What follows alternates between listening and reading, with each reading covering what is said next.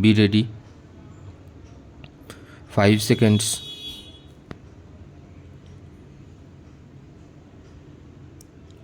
Start. After completion of the investigation, charge sheet under section 302 IPC was filed against the appellant. In order to prove its accusations against the appellant, the prosecution examined in all 7 witnesses, out of whom PW1 and PW2 were the eyewitnesses.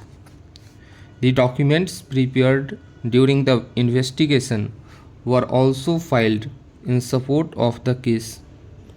The appellant, in his statement recorded under section 313 of the Code of Criminal Procedure, denied his involvement in the crime. His plea was that a false case has been registered against him. However, he laid no defense evidence.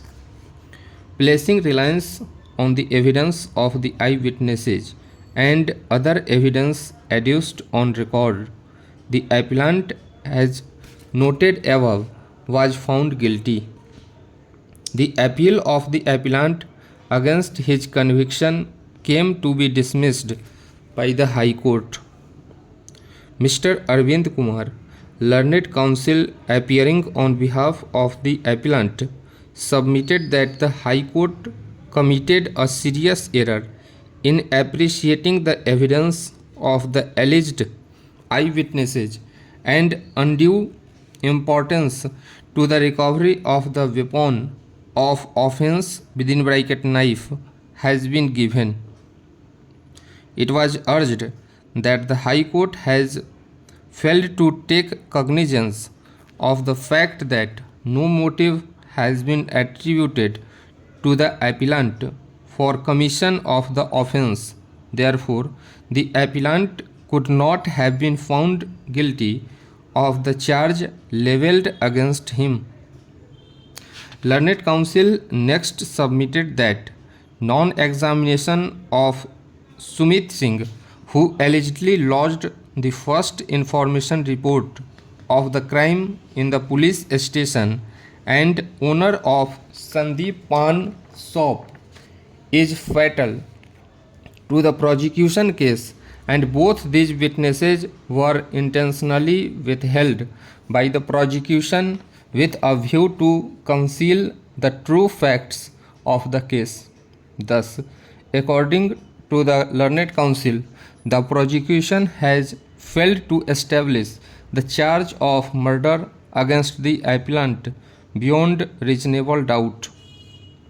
Per contra, Mr. Sushil Singh, learned counsel appearing on behalf of the state, supported the judgments of the courts below.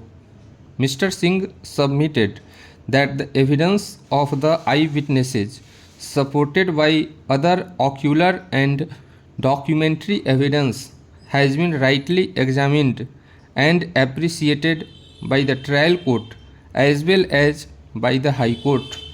He submitted that no adverse inference can be drawn against the prosecution for non-examination of the informant and other witness, because the prosecution has fully established the charge against the appellant beyond reasonable doubt by leading reliable and convincing evidence.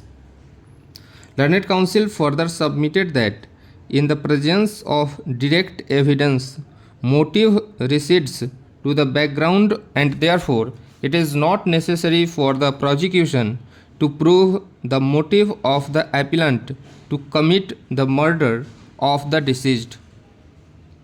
We are unable to accept the contention of the learned counsel for the appellant that the conduct of the eyewitnesses is unnatural, as they had not disclosed the genesis of the incident to the members of the family of the deceased on the same day, or they had not immediately reported the matter to the police.